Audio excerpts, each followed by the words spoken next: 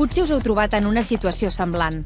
Per sort, si som previsors, els mòbils ens poden ajudar quan algú se'ls ha endut sense permís. Tenim aplicacions i webs, per exemple, que ens alerten del robatori en el moment que acaba de passar. Com aquesta, però també moltes altres, que ens envia una notificació i fa a l'instant una foto del lladre. Ens permet bloquejar el telèfon de manera remota i ens alerta, per exemple, si el lladre extreu la targeta SIM o introdueix un codi erroni. Fins i tot ens dona l'opció d'esborrar el contingut del mòbil a distància.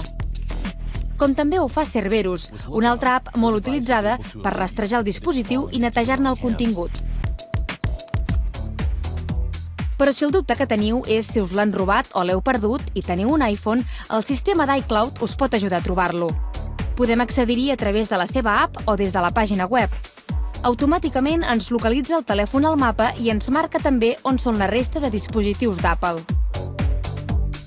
Pel que fa al sistema Android, és diferent.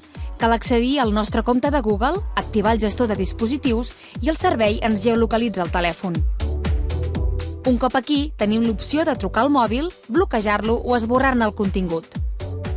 Per tant, els localitzadors que ofereixen els mòbils són una bona eina, però en la majoria de casos de robatori, els Mossos d'Esquadra no poden fer res amb aquesta informació.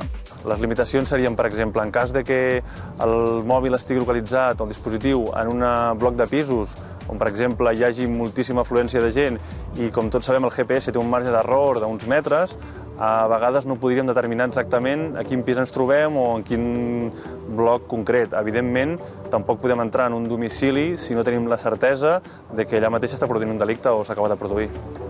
I quan aneu a comissaria a denunciar el robatori, això és el que us demanaran.